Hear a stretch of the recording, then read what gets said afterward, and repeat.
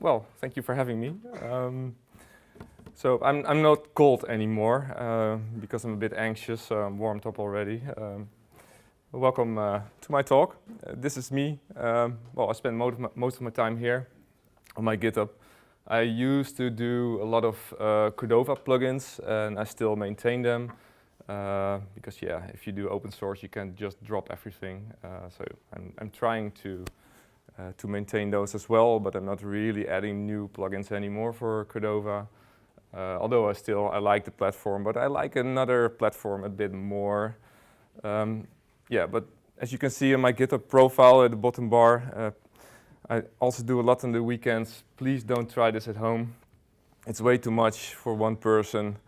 Just do open source, but you just one repository or two maybe, but not so much as I do. It will really drive you nuts. So, as you all know, NativeScript was originally created by Telrik, which is a Bulgarian company, and I love a lot of things that come out of Bulgaria, but I don't like everything that comes out of Bulgaria. For instance, this guy in his big truck, he pulled over next to me at a stop recently, and he wanted to go left, and I wanted to go straight ahead.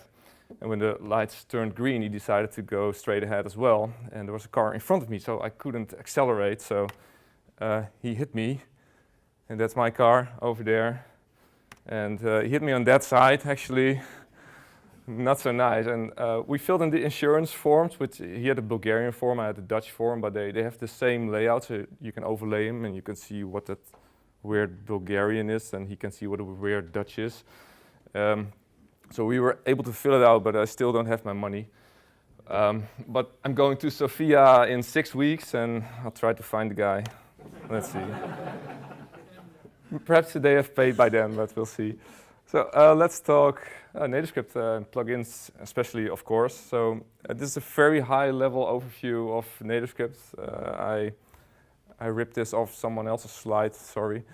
So your application itself, the blue bits are at the top. You already use a lot of internal plugins. They're the NativeScript modules, the TNS core modules, which are plugins really, but they are so important to most apps that they are internal. And those modules talk to the NativeScript runtime, and that talks to your platform runtime, right? And your application code itself, that's a nice thing about NativeScript, which you don't get with React Native and with Cordova and whatnot, is that you actually can drill down into the native platform code yourself as well, if you need that. And if you need that, you might as well think about, hey, perhaps I should send a pull request to the NativeScript core because someone else may need it as well. Or you can send a pull request to the core modules, or you can create your own third-party plugin if it's something that could live on its own, have its own life cycle. So NativeScript plugins are there on the right, and it's a bit positioned above the modules because they can also use the core modules, obviously. So yeah, that's the purple bit is where I and a lot of other guys and girls spend time on. And yeah, we publish those plugins, and this one has already been mentioned. This was released 2 weeks ago. The new market.nativescript.org is where you can find all those plugins. There are about 500 or so at the moment. I bet that there are also a lot of local plugins inside people's apps that are not published to NPM or GitHub, so please consider doing that if you have something nice that you may want to share. Put it out there, and others can benefit as well. So yeah, this is really the beginning of the market website. They're planning on doing a lot of stuff here, also add templates and other snippets you can copy. But for now, it's focused on plugins, and like I think Sebastian already said, the NativeScript plugins team is also verifying a lot of these plugins. So that means documentation, tests, easy to use, it won't crash your app, it works with Webpack, etc. So there's only 2 handful right now, which have been verified, but they're actively working on that. So let's zoom in on one. For instance, local notifications. You can see here there's a copy button at the top right, which you can paste into your terminal to install the plugin. There's a number of downloads at the right, and it essentially just grabs the README from the GitHub repository, and well, that means you get code snippets and examples and explanation about what all these properties will do for you. And I thought, well, I might as well just show you a few plugins. I've already seen a few today, and I've done this previously in Boston 2 years ago for Cordova, where I was showing a bunch of plugins, and I used 6 different apps to show them. So, and they were all very different apps, so it was a bit hard to follow for the people watching me, I think. So this time I thought, why not make an app for that and put it in the stores as well, so people can play with it themselves. And I can also expand on this and also test cross-plugin compatibility, test them inside this Angular app, test them with Webpack, etc. So I built this app, which I'd love to show you now. So it's running on my iPhone here. I got this 2-meter cable, pretty expensive, so I hope you enjoy this. I can go. Okay, I probably can. No, I can't get that far. So over here, yeah, cool. So I'm just going to walk around a bit, playing with my plugin app. So this is this app, this Angular app. In NativeScript, it currently showcases 28 plugins on iOS, 24 on Android, because well, not all features are cross-platform, as you may know. For instance, that augmented reality thing, there is AR-Kit on iOS and AR-Core on Android, but AR-Core can only be used on Oreo, and no one has Oreo yet, right? Except on an emulator or on your Pixel 1. But you can't have it even on your shiny new Samsung S8 because they're still stuck on 7.0, not even 7.1. So that's a bit of a pity. Please, Samsung, that the camera is there. Please, Samsung, get your shit together. Update those Android 4 versions more often. That probably means removing Bixby and all other extras, which I would applaud. So this app has an info button at the top right where it shows you which plugins are part of each page, and there's links to the plugins and a short description. And oh, by the way, this model, this is something you can't do by default on NativeScript. You can't have a model with a transparent background on an iPhone unless you dig into native code. So I also have the source code of this app available on GitHub. If you're interested in learning how you would do this layout, you can just copy it from there. First thing here, there's already a plugin going on too, actually. There's a gradient plugin. I love this one. Where's Winfred? Winfred? Yeah, he's in the back there. He created the code for this. And that's one of the local plugins, which isn't published on the App Store that I mentioned. I was encouraging him to get it out there because I really loved it. So there's this light green pixel at the top and a dark green pixel at the bottom. It's not the beamer. It's the gradient plugin who applies that gradient. It's just a tag. If you have a stack layout now, you can replace it by gradient, and you say direction to bottom in this case, and you specify a bunch of colors. And in this case, it's 2, but you can specify the entire rainbow if you like, but it would look a bit odd. So keep it subtle, then it looks nice. So I took his code, and with his permission, I published it as one of my plugins. So thank you very much. So at the top left here, Rowdy had a hamburger menu, but I laugh about the hamburger menu. This is the actual hamburger. It looks tasty, right? So this is from the Material Design Icons library, and I'm also, like Rowdy, using the NGX font icon plugin to make it easy to use those things. So this icon at the top left is just called MD hamburger or real hamburger, something like that. I don't have to specify Unicode characters to get that result. And the thing at the top center, that hand is just an emoji. I copy-pasted. It's not a font icon. You can just copy emoji if you like. Not sure if Android 4. something supports that, but I don't really care. The other thing here is this is from the newly well, freshly made free NativeScript Pro UI library, this side drawer, which was already free to begin with, but now things like charge and autocomplete are free as well. And this side drawer has, the only thing I added in my app is just this subtle line shadow here, which I don't think you can do that by default, but you can look at the source code how to do that as well.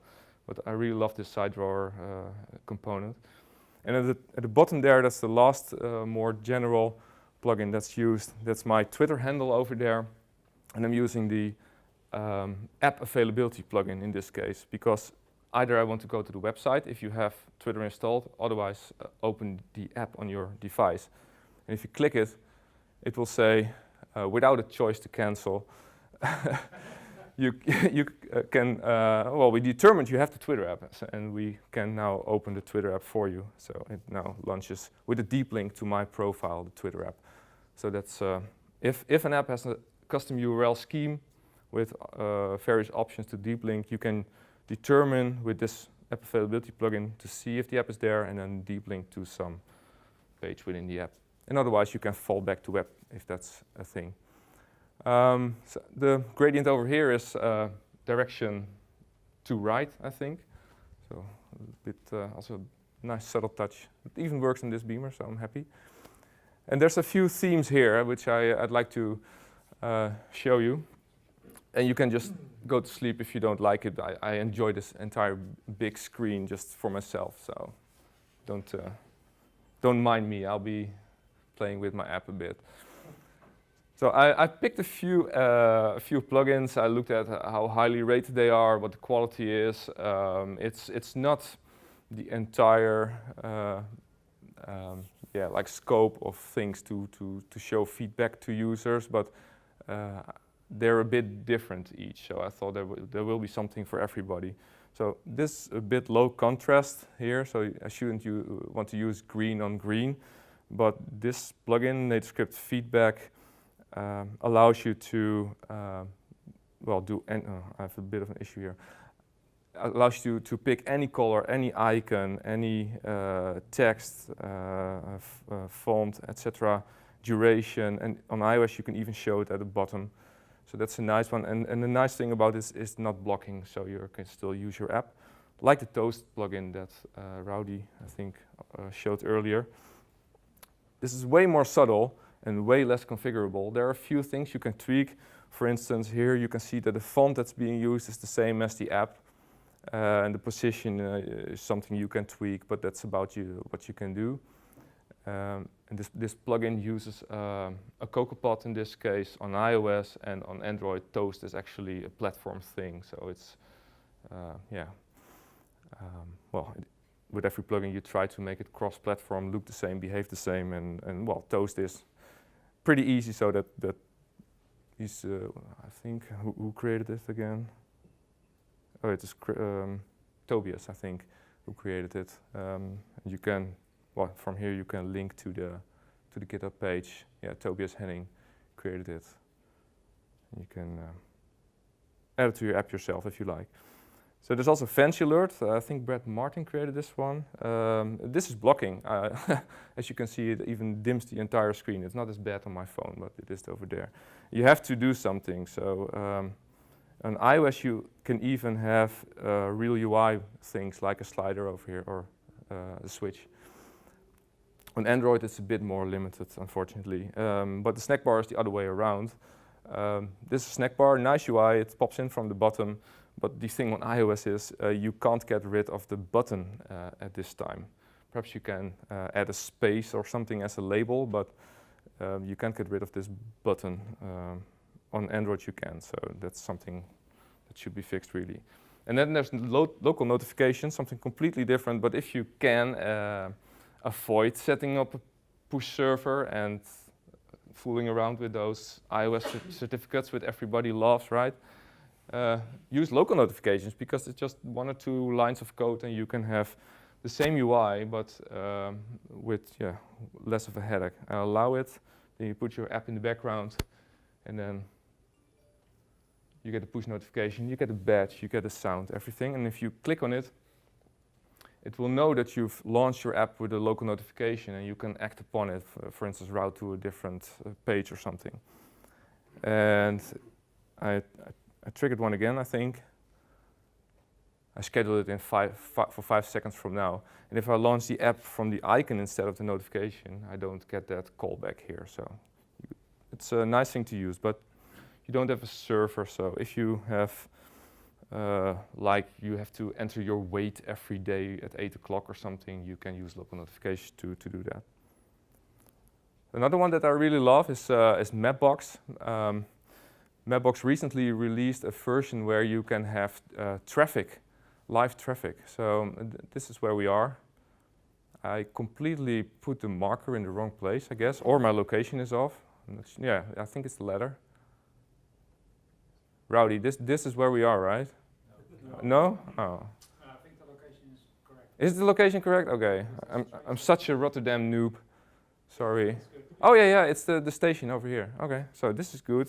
My marker is off, but that's just my fault. And you can see that, yeah, there's a bit traffic over here. If you would have looked at it yesterday when I got here at around 5 o'clock, then it would have been all red. It was horrible. So, but this is a nice map. It's really performant as well, but it has a bit less format degradation because of the live traffic. But if you zoom out a bit, then the traffic is gone. Yeah, now it's gone, and it's really 60 FPS. So this is where I live-ish, and with Mapbox you can have your own custom markers, you can have callouts, you can have actions when the user taps a callout. So in this case I'm triggering another plugin that's called NativeScript Directions. So if you want to go from here to my home, which I don't encourage you to do, then you see that it launches the native Maps app. In this case it's Apple Maps. On Android it's Google Maps. But there's one exception. If you have waypoints, then weirdly Apple Maps doesn't support that. If you call Apple Maps with a URL scheme, you can't have waypoints in between. So there's an option in the plugin to fall back to Google Maps in that case, if it's installed on your device. And if it's not, there's even an option in the plugin to allow to go to web to still use Google Maps. And well, to show you, I have to go to Bulgaria, like I said, in 6 weeks' time. And I guess it's this truck. It mostly resembles the one that hit me. So if anyone knows what Lazarovo is, oh, it's there, right? So I'll just use this app and navigate. But Is that where the lorry driver is? I guess, yeah, as far as I know. So, but before I go there, I have to go to my home to get some stuff, get a fresh T-shirt, everything. So I have a waypoint on this one. So this will launch Google Maps instead. So here you have Google Maps with the waypoints. It will first direct me to my home, and then in 22 hours and 8 minutes or so, I will end up in Sofia. So nice, huh? So that's mapping. Yeah, would you like me to continue, or I could also do something else, but I really love to play with this app. And it gets even better, I hope. So speech, it doesn't look like there's much going on, but there's actually 7 plugins in here. And that's because I kind of built my own Siri for this demo. It's really a poor man's Siri, but it is like a Siri. What it does is my phone is configured in English, and the speech recognition plugin I'm using and the text-to-speech plugin I'm using are both configured to use the default language of your phone. So if I would talk Dutch now, it wouldn't really understand me. But if I talk English, it will understand me. So I love this conference. I love this conference. So I brought my own speaker because my laptop speaker isn't that great. So. And there's also rate and pitch sliders you see there. They can be used for the text-to-speech plugin. If you thought, oh, perhaps it was a bit too slow, you can speed it up. I love this conference. I love this conference. No, it's a bit weird, right? So a bit slower. I love this conference. Yeah, okay, that's nice. And you can play with the, oh, nice thing here, by the way, sidestep, is that NativeScript UI is multi-touch, so you can do this I sliders love this conference. simultaneously. And I'll speed you up a bit and do the pitch a bit higher. I love this conference. And I really love this I one. love this conference. That's the one, if you smoke too much, you'll get the voice like that. So, sorry, I have to default I it. love this conference. Yeah, this is... I love this conference. This, okay. So, and now we're gonna try some Siri tricks. For instance, compose an email with subject hi and message hello. I'm not very creative. Compose an email with subject as hi and message hello. Almost okay, right? So, yeah, there it is hi and hello. Okay. So that's NativeScript email, and you can pre-fill it with to and CC, BCC, and attachments as well, but I only have the subject and message right now. So this one is more challenging. As sure as Kilimanjaro rises like Olympus above the Serengeti. Does someone As sure as recognize Kilimanjaro, it? right, it's like Olympus above the Serengeti. That sounds like Toto with Africa, Yeah, right? Here comes. Rises like Olympus above the Serengeti. Beautiful. What else do we have? Let me see.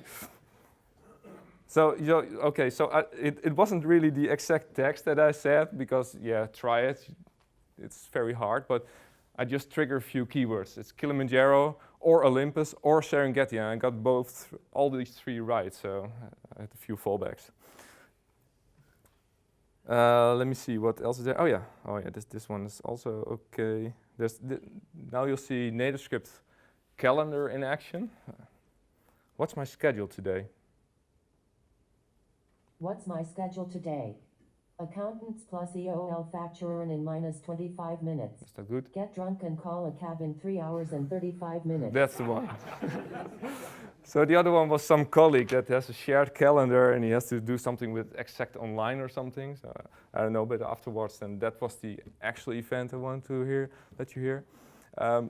NativeScript Calendar is pretty powerful plugin. You can read, but you can also write into the user's calendars. And you have to be a bit careful when you create plugins like that, because I also created the Cordova calendar plugin years ago. It was, I think, my first plugin even. And I was creating events in users' calendar. So people use my plugin, throw it into their app. Their app creates an appointment or something in the calendar.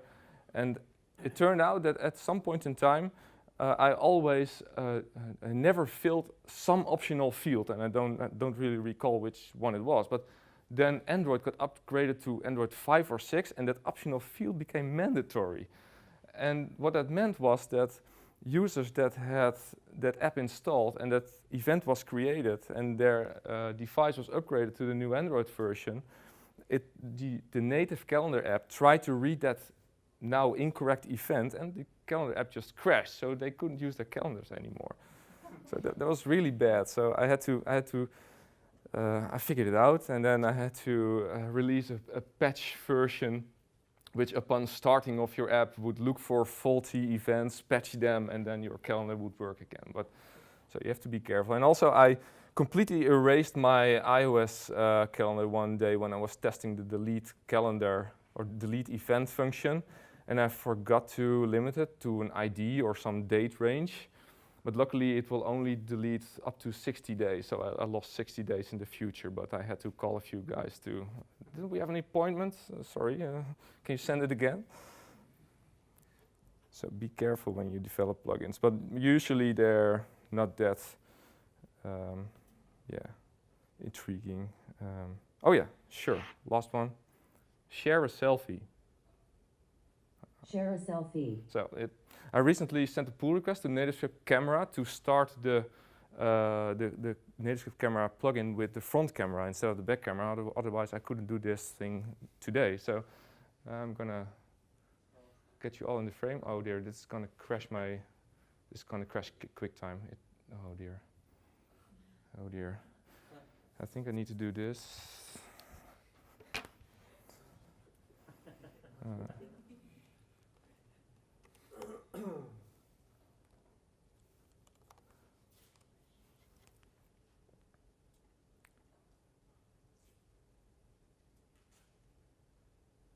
Oh, it's here.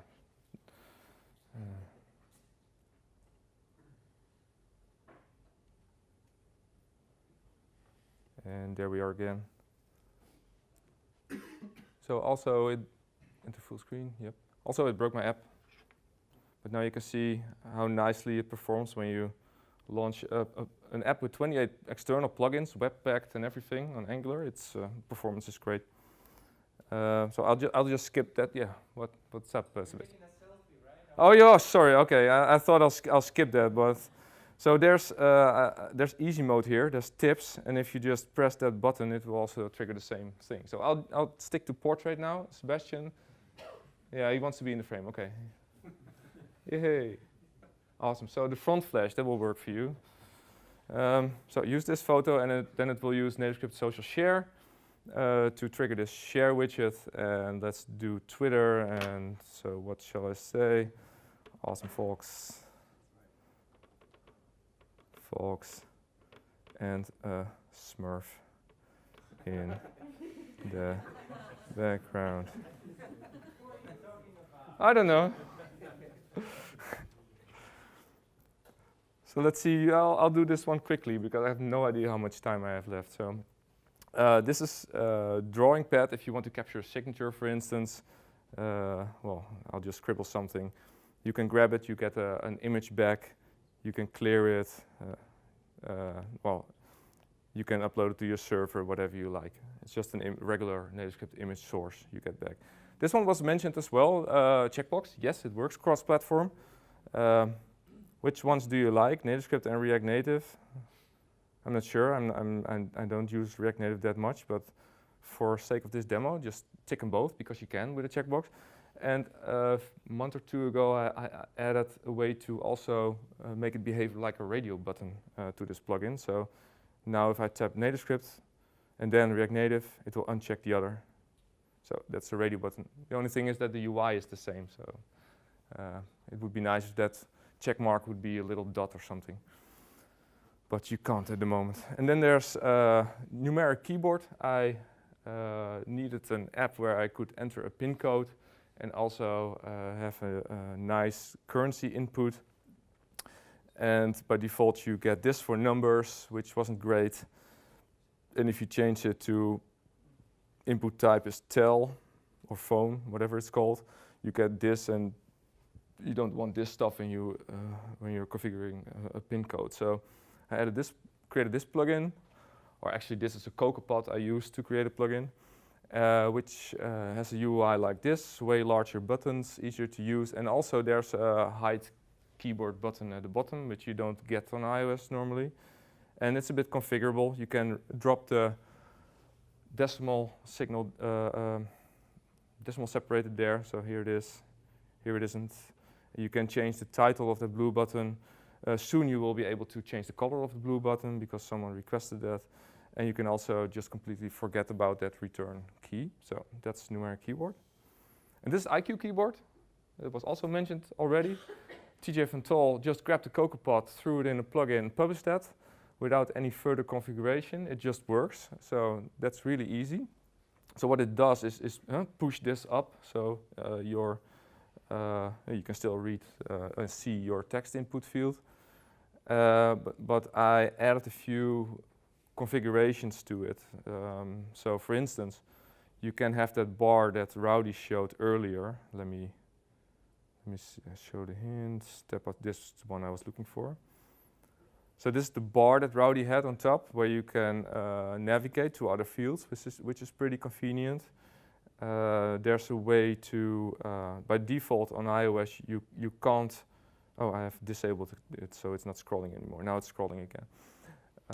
But by default, you can tap outside of a field and hide the keyboard. But with IQ keyboard, you can in this setting. You can have a hint in the bar over here where it says the placeholder text, And you can change the label of the done button. Now it's ready, and you can even switch it to a dark keyboard, so it looks pretty, spiffy. So just disable all of this again. That's that, and now we have app icon and app shortcuts. I really love app shortcuts. Well, they're not. I don't think a lot of people use them. It's this thing. It's 3D touch, and then you get these short deep links. They're pretty cool tech-wise, but I don't think a lot of users use them. But Android has a nice new feature in Android 7.1, so I also don't have it on my Samsung S8. And I paid a lot of money to get the newest device, and you're stuck with old Android. But there's something very similar on Android now, but you can even drag out one of those shortcuts and pin it to your home screen. And that makes it really useful. So I hope iOS will follow suit, because then with one click you can deep link into somewhere instead of force touching it and then pressing it. And first you have to think that you can force touching it. So yeah, and Android, it was late at the party, but it did a really good job with that. So you can have, those icons can be statically configured in your plist and shipped with your app, so you immediately have it when the app is installed. Or you can add them dynamically, and that's what I'm doing now. I added a deep link to one of my pages, and now you have the mapping deep link here as well. So go back to app icon. Sorry, I have to show you that I can now navigate to mapping, because your app can capture the event that it was triggered by an app icon and navigate to something different, like you can do with local notifications and push notifications, I guess. So get back here. And there was one other thing, that in iOS 10.3, Apple added a way to change your app icon. And that was very interesting to me, because I thought, let's create a weather app, right? But there's a few limitations why you can't create a weather app really, because to be able to change your icon, your app needs to be in the foreground. And even if it is in the foreground and you change it, you get this pop-up. This is not something the plugin does, this is what iOS does. So the user will get notified, but yeah, you have to be pretty creative to find a really decent use case to use it then. For instance, if you have multiple companies using your app, and based on their login they have a different profile, they're in a different company, you may want to switch their logo on the home screen, because now the icon is red. It's pretty cool, but it's hard to find use cases. And also, you need to ship those other icons with your app beforehand. You can't download them from the internet and then use them. They need to be specified in the plist. So switch back to default. And then last but not least, it's the latest iOS 11. So brought us augmented reality. And I'm a bit depending on lighting conditions and floor textures. So you see those yellow dots over there. That's ARKit trying to detect a decent floor for us to attach to. So it's a bit lighter over there. Try this on glass, it won't work. This carpet should really work, so I have to look at it a bit. So, oh boy. What I'm trying to do is find a plane, so a flat surface, otherwise I can't really drop stuff on it. And this. Sorry? Yeah, but it's a bit small, and I have an entire car to drop on it, so it's it's a bit unfortunate. I'll try for a few seconds, but I can try on top of you guys. But it finds surfaces, but you're not flat. Sorry. Well, I'm going to try the table, but it's way too small. And it's also very textureless, right? So at home, that video you saw earlier, that was my backyard, and that was my table in the backyard. And I was just outside with great lighting conditions.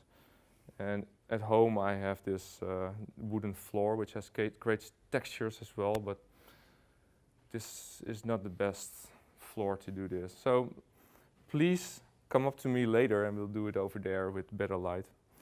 That's also why you should have a video, really. Sorry? Yeah, try it. Yeah, why not?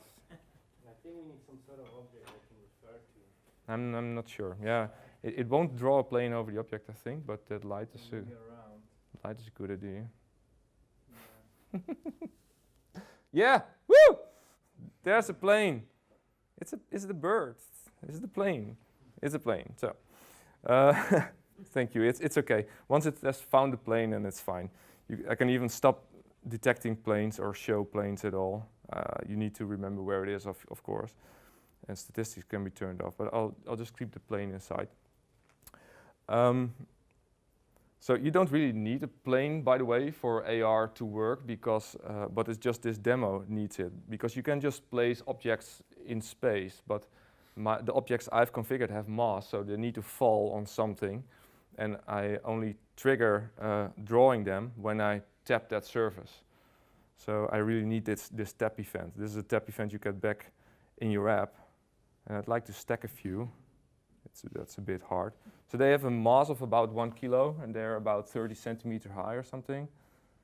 Here, so now you can stack them a bit. You can walk around these things. It's pretty cool. And this is obviously just a box with a texture, but you can also download or create models, real 3D models from the interweb. And this is, by the way, the NativeScript drop-down plugin in action. So here's my car. Not my car, because it's not the black Beamer, but I'm gonna drop it here and it will never fit. It's huge. So it's pretty ugly. But this is one of those models I just downloaded from the web, and I needed to go, so I throw a few other cars on it, so now it's gone. So the plugin will attempt to make a cross-platform Android and iOS version of AR with as easy as possible API. So this is the same texture which doesn't fit around the sphere, but I'm lazy, so I didn't create a new texture for it. And you can also see that at a certain point they're like soap bubbles. They burst and they're gone. If I didn't do that, then I would have 100,000 things in my app and it would probably crash. So there's a plane drawn here at the floor, but 30 meters below the floor there's actually a huge plane. And once it detects a hit with a model, it removes that model from the scene. So that's how you can keep memory pressure really low. So something else, something nice. Yeah, this is a big-ass tube. You can do, and then this is a nice little tree, but there's a tube in the way. Kick it. You can't yet, perhaps in the future. And you can have other models like a ball here, stuff like that. So that's AR. There was something else. Oh yeah. And while you're using this, and you're not touching the screen because you're saying, oh wow, let's look into the tube, etc. There's my foot, yeah. Insomnia is keeping the screen on, otherwise it would dim at a certain point in time, so that's another plugin used here. So I guess that's 28 plugins, all in this app. And at the end of the talk, there will be a slideshow, a slide with, where you can find the code and download it from the stores, if you like. So I'm halfway my talk and I only have 10 minutes left. Awesome. Let's get back to the slides. I think I'll just skip the live coding bit because I want to show you other stuff as well. So how do you create those plugins? And I'm not only showing you this so you will be able to create plugins. I'd love it if you would. But also to get a bit of understanding how these things are structured, and maybe if you find a bug, you can do an attempt to fix it or help with figuring out what's going on, perhaps give suggestions to plugin authors. So how we create plugins these days is with a seed, that's called. This is a seed, but this is just an ordinary seed. You need a nice, good, strong seed. So this is the NativeScript plugin seed that was originally created by Nathan Walker. I started doing pull requests to his seed, and then the NativeScript plugins team kind of adopted it and added a lot of extra features to it. And now it's hosted here on NativeScript/NativeScript plugin seed. And it's the one I'm using all the time these days. So I want to show you what's in that seed, because you don't really need all this mumbo jumbo, but you really want to, because you can have a plugin with 2 files. If you just publish a package.json and some JavaScript file, then you have a plugin. But this, well, tries to help you. So this is the structure. And for instance, first thing is there's a GitHub folder with an issue template. So if someone creates a new issue, instead of a blank canvas, you tell him what to fill in. And if there's some script kiddie dropping in, and he sees that, and he thinks, well, I'll get the fuck out. Not going to bother with that template. So that's one bug less. Yay. And there's a demo folder. I always create a demo as well, just to test the plugin, really. Try them on both platforms. And this is just a regular NativeScript app inside there, TypeScript and XML based. You can also add an Angular demo next to it if you like. But these are such small apps, I don't really bother doing Angular, but it's mostly one screen. And within there's the test folder, which has been mentioned earlier. That's all pre-configured for you inside this seed. So you can write your, in this case, Jasmine-based tests to test your API. There's a publish script, so you don't have to figure out how to do that. You just run this publish script. And there's the git ignore. So if you publish something to GitHub, you don't want your node modules folder and stuff like that on there. So this is pre-configured to make it tidy, make it pretty, and this is the best animation I have, by the way, in my entire slide deck. Make it even prettier. Yay. So and this one is TS-lint. It's like a guard for your code. You can have things like tsconfig, prettier, etc. But this is the code standard you may want to comply to. And when you try to publish it and you have one space too little or missing a semicolon or whatever, you can get some nice feedback. And of course you will want to use your own code style here. You don't have to use this code style. It's just something that seemed like what everybody else uses. So then the source folder, that's actually the most interesting part. If you create a plugin that depends on external dependencies, for instance, some Java library, or it needs permissions to access the camera, that stuff you want to add to the Gradle file or to the Android manifest. So there are like templates here. They don't include any libraries, but they have examples how you would do that. And you can also look at other plugins, obviously. And for iOS, it's the same. And if you don't need that, you can just delete those folders. And this is like the git ignore. You also have it for npm because you don't want to publish your TypeScript if you would build it with TypeScript to npm because, the NativeScript runtime is JavaScript. So you only want JavaScript files there. You want your typing definition files there. So that's for IDE support for your users. But that's it. So npm ignore will keep your npm package tidy. I used to not use that, and then I had all kinds of demo stuff in my GitHub repositories and screenshots, and then, users end up with like 10 megabytes of PNG files in their app. So you don't really want to publish those to npm. Just keep that as small as possible. And then this one is interesting as well. This is the configuration for continuous integration for Travis. That may seem a bit scary, but I started using it and it was pretty easy, but it's kind of hard to make a script like this. And this script just works with this seed, so that's nice. And the only thing you need to do is once you publish your plugin to GitHub, you go to travisci.org, authenticate with your GitHub account, and just flip one switch to also build your app with Travis. And so on every push, it will run various things. It will lint your code. It will build your code for iOS and Android. You can even have it test your code if you have tests, and it will webpack your code on both platforms, so you know that your users won't get into trouble when they use Webpack and your plugin, which I had in the past. So this guards me to prevent trouble like that. And then, there's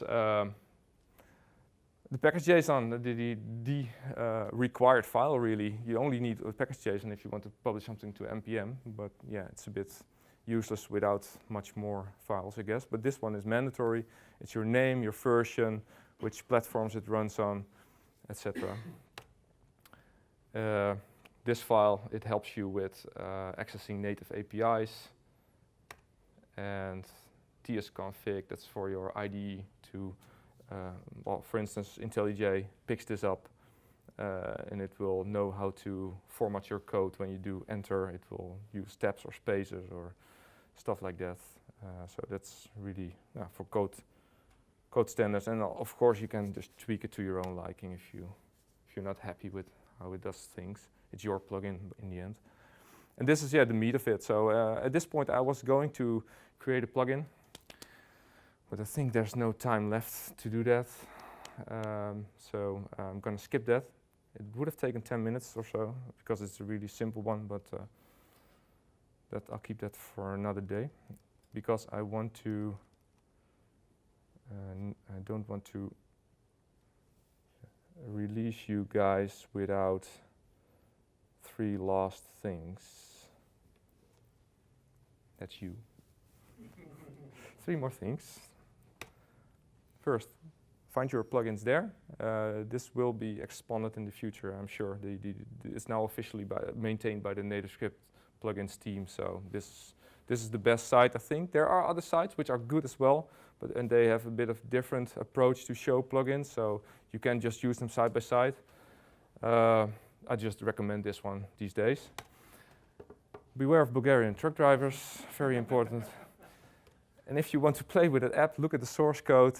You can go over there. You can scan these QR codes to download it from the store, or you can just type in NativeScript plugins in the stores. And by the way, there's one trick on iOS 11.